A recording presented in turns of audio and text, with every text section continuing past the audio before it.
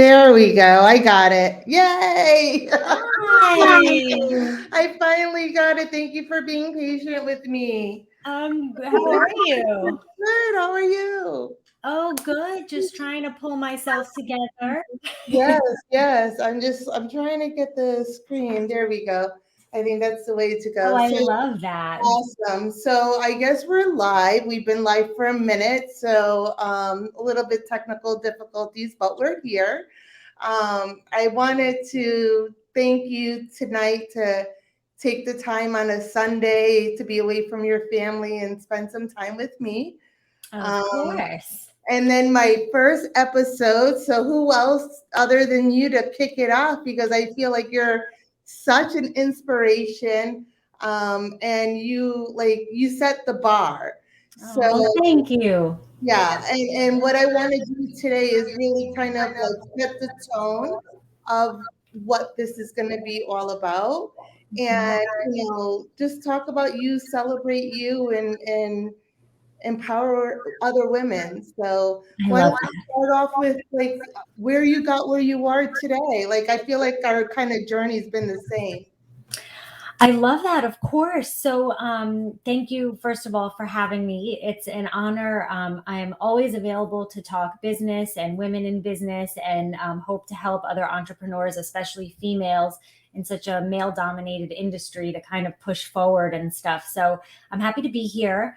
My entrepreneurial journey began from a very young age because I come from a family of entrepreneurs. Mm-hmm. My parents owned a dry cleaners. My aunts and uncles owned dry cleaners, restaurants, jewelry stores. I mean, anything. And I know that that's the story for a lot of first generation people who are born in the US who have parents from other countries who came over and kind of had to start for themselves and create a life for themselves. So it's actually been a blessing to have the background that I have. And then when I met my husband, he was obviously an entrepreneur. He started Clearview Washing, which is an exterior cleaning company based in New Jersey. He started that as a college project and a kind of a venture with his father about 20 years ago. And I think that I was immediately drawn to him because of his entrepreneurial mind. Like I knew that life. I knew what it's like to never turn off. I saw my parents never turn off. It doesn't matter what time of day it is. It doesn't matter what day of the week it is. Mm-hmm. There's no stop. It's just what's the big picture? What's my end game and how am I going to get to it? Um, Exactly. and I had a corporate job, but I always like got involved with what my husband was doing. I actually, while I had a corporate job, I started my own business on the side. It was a mobile spray tanning company, which Oh, grew I pretty love it. I love rapidly. So it. like it was always just like business, business, business. What Yeah, can I yeah. do? What can we do? And my first lesson in working with Freddie was when I started my tanning business while I had my corporate job. Um, his first tip for me was raise your prices, like become Mm-hmm. the best at it, become the most premium in New Jersey. It Exactly. worked. So that's where I was like, oh my God, this guy is smart. Like, we're getting married. I love Um, it. I love it. so here we are. I quit my corporate job about 5 years ago after we had our first child. And I intended, I guess, in my mind to be a stay at home mom, and it was not possible. Mhm. Business is in my blood, and I couldn't help but I had to be involved in everything he was doing. I wanted to help. I had some ideas. You And had the so it. You he had brought me, it's the yeah. And he brought me on board, and here we are. I'm the CEO of his company. We've grown tremendously because I think our partnership, his strengths are my weaknesses, and my strengths are his weaknesses, and I think that we kind of work well together. Yeah, no, for sure. I mean, I feel like as long as you know what lane you're in, it's a clear path. And then it's you're teaching your kids this too. And with my kids, they had a bunch of businesses just because they seen us do it. Yeah. And I would save their little business cards. I thought it was so cute. But like, what about your kids? How are they absorbing all of this? Because you have the whole family working with you. Yeah, it's all they know. Exactly. They know that mommy and daddy work together. They know that we power wash. My son washes our windows almost I love daily. it. I It's like love it. he'll take out the squeegee. We have a Clearview squeegee at home, and he's like, "Ma, I gotta wash the windows," and he's 3. Yeah. Yeah. So I appreciate it. I love bringing them to the shop.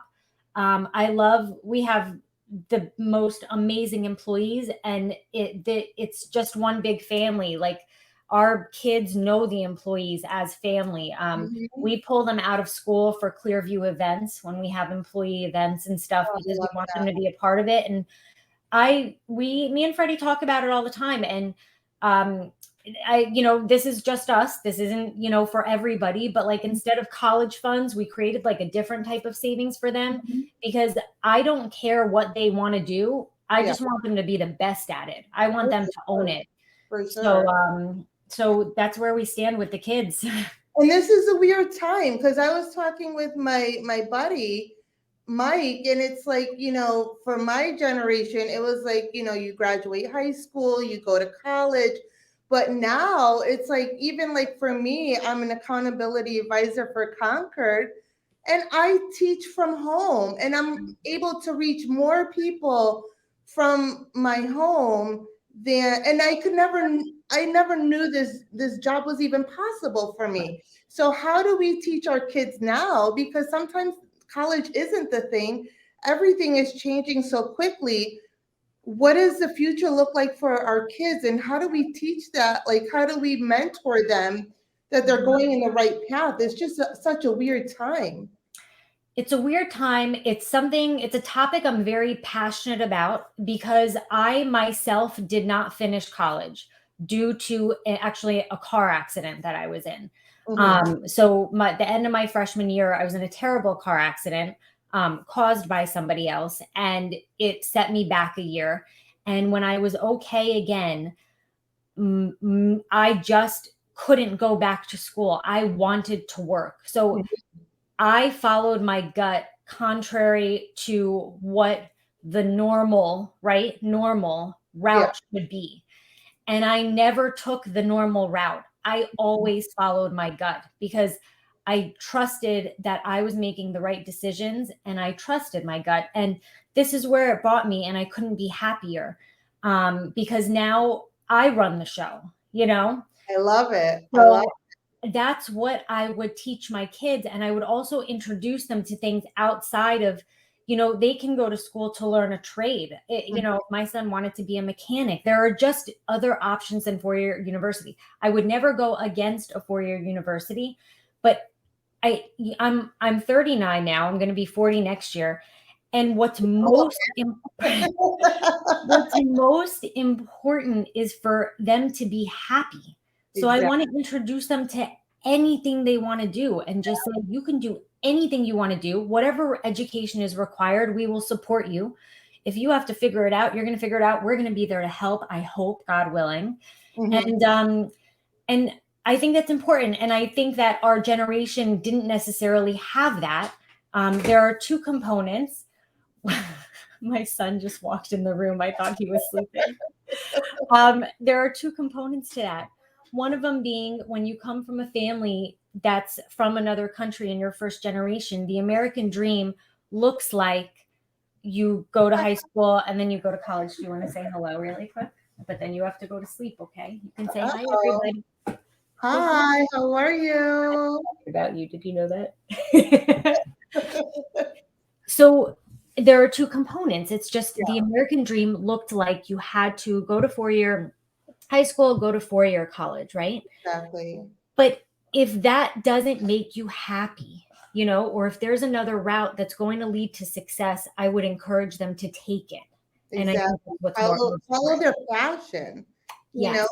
Follow what makes you happy, and I feel like you'll find it eventually. Sometimes it's, you have to take the college route, sometimes you don't, but whatever that route is, because I feel like the times are just so weird that we might not even know what that route may be, you Yes. know? Right. Exactly. So like, and I feel like with you, like because the environment that you're creating, like I love what you like I said, you set the bar for culture. Like I love you got that giant check and like, you celebrate your employees and like and I feel like isn't that what you're going down to go speak about down at the Huge?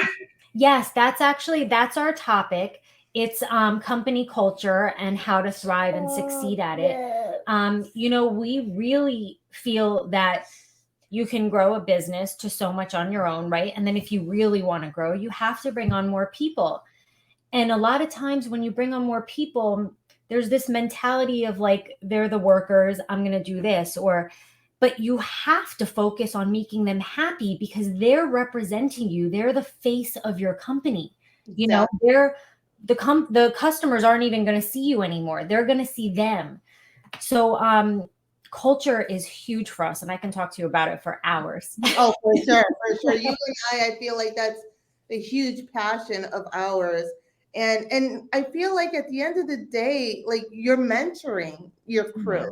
You're mentoring the people that are around you because, you might not stay with me, but I still want you to be successful regardless, wherever you go. And, these tools might take you to another place, or you might stay here, but whatever it is, I want you to be successful while you're here also. So I love that and that you're speaking about that. And the reason why I wanted to do this podcast, because I sat down at the summit with Freddie when we had a huge roundtable, different coaches were speaking. And when I saw the list with Freddie, I'm like, I have to go listen to Freddie. I feel like, because we can always talk about numbers, we can always talk about, marketing and sales. We could always talk about that. But I feel like all of that wouldn't exist if we didn't have a great team. Yes. And that's kind of, I feel like what the foundation is like you have to have a great team behind you. And then, everything will fall into place. Daddy's going to put Billy back to bed. I love you. Here.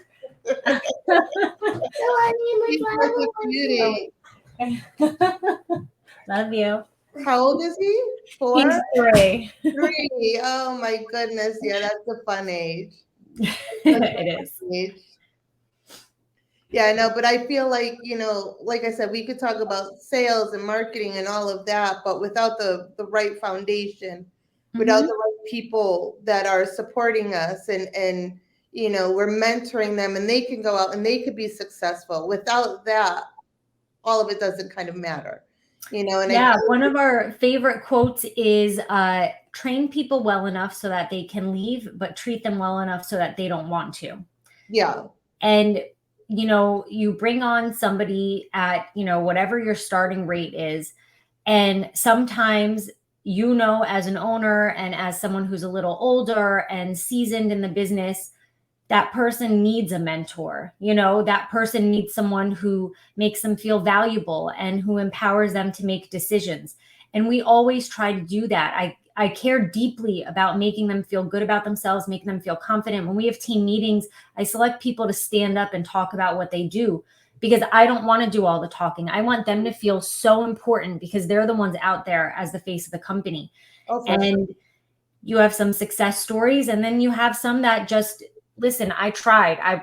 I wish you the best. You know what I mean? And I will always be here to try and help you.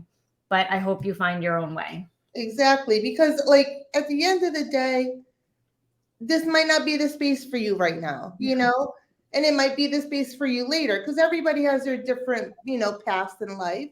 But like I always want to make sure moving forward, it was a good time. I was able to teach you something.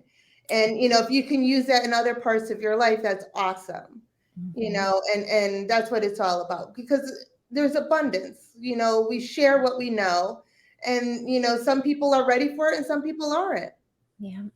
I love it. I love it. So tell me some other things you got going. You're speaking down at the Huge, and what else you got going on? We're speaking at the Huge, which we're really excited about. We love doing husband and wife duo things because we know that a lot of spouses are in the business together. And we know how challenging that can be. And then we know how to overcome those challenges. So I love, talking about that because I know it can be done. I'm not lying when I say I love working with my husband. I could be so mad at him at home, but when we're working together, we are like on fire. It's I love it. crazy. I love it. It's like the switch turns on and it's It a different is. mode. Yeah. I am some exciting stuff. I just became recently, about a month ago, a brand ambassador for Nice Job. Oh, congratulations. So exciting. It was my first one. And we love Nice Job. It helps us get Google reviews and Facebook reviews and kind of reviews everywhere. And so that's been an exciting journey because it's forcing me to step outside of my comfort zone with I tell Freddie all the time, I can do this and I can talk to a room full of strangers while I'm up on a stage. Mhm. But I am so shy and embarrassed when I talk into my cell phone to record a video. I feel like so weird doing it. And Yeah. it's forcing me to do that. And so I appreciate that experience. And I just about a week ago became a brand ambassador for Jobber, which is our CRM. Oh, look at you. Look at this. So queen. yeah, I love it. we created a vision board in January, me and Freddie. And one of them was for me to become more comfortable with social media because I know that there's a large opportunity there. And I kind of wanted to add some other stuff to my resume. So I'm kind of happy that I can like check that off. I love it. I love it. And you guys do 2 vision boards. You do one for business and one for family, which I never thought of, but it's such a great idea. I'm a huge fan of vision boards. I feel like if you don't put it out there, you don't get it back, right? And so like, you could always say, "Oh, I want to do this or I want to do that," but like when are you going to do it? What's like I could always say I want to go to California, but I need the directions, right? And so if you don't put it down, you don't make it happen. So I love this for you. I'm so excited for you. I thank you. I don't remember where I read this. I can't remember if it was like a post or in one of my books. And I think it was in one of my books. That's like my little dictionary of business books. I'll have to see which one it was and let you know. And they said to write down this is like for your life. Like, what are the top 20 things that you want to? It could be something material, it could be an achievement, whatever. Just what are the top 20 things that you want in life that you want to do? You want it somewhere you want to go. And then after you have that list of 20, out of those, circle the top 5 and then cross off the others because you won't achieve those top 5 without achieving those other 15.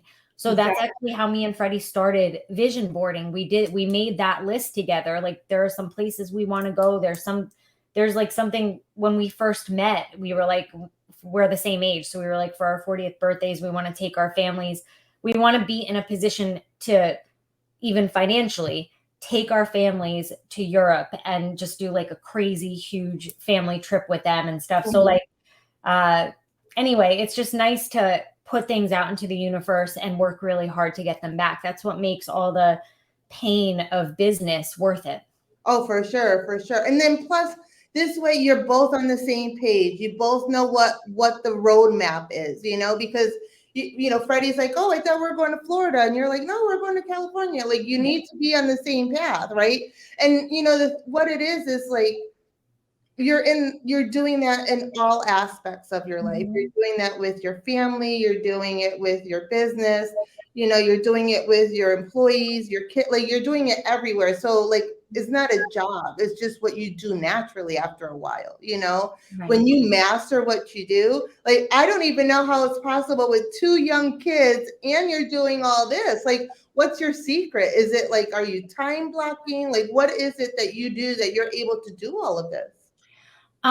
It's so what I said this when I spoke at the Huge last year is, we are hitting our annual gross milestones, right? So when you look at a couple or a family or a person who has a big business and you're like, oh my God, they're killing it. Life must be so good. It is, but all the issues are the same. So it doesn't matter if you're grossing $40,000 a year and you're working your butt off to try and grow and you have problems and you have callbacks and you have issues and you have a very expensive equipment repair. The same problems are all escalated in there if you hit, $2 million.